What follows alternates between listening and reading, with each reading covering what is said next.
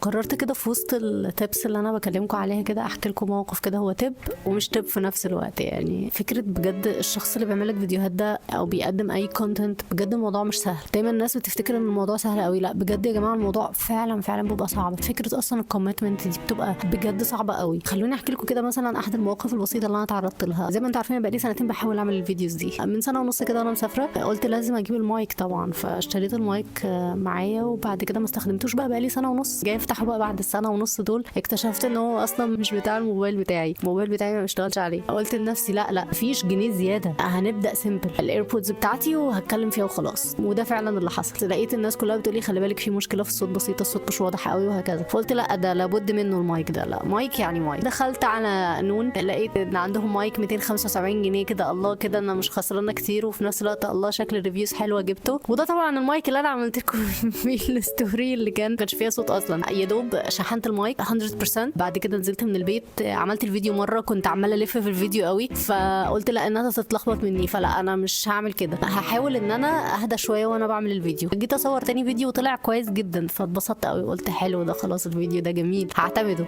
وبعد ما اعتمدته اكتشفت ان المايك بايظ. لما برضو بتعملوا الحاجه سيمبل مفيش مشكله ان احنا بلاش يعني نبقى سيمبل قوي و275 والحاجات دي. يعني ممكن نحاول نسال عن احسن مايك او مش احسن مايك ككواليتي مقبوله، عشان فعلا الفيديوز مهم جدا الصوت يكون واضح فيها. عشان فعلا انت لو بتقدم محتوى بتتعب قوي في تصوير الفيديوهات، فلو هتتعب في تصوير الفيديوهات على الاقل حاول انك انت تطلعها بشكل كويس. بس دي قصه سريعه كده حبيت احكيها لكم، وعشان اقول لكم قد ايه بجد يا جماعه كل الكونتنت كريتور بيتعب. بجد اي كونتنت كريتور فعلا بيتعب. كفايه كوميتمنت يا جماعه.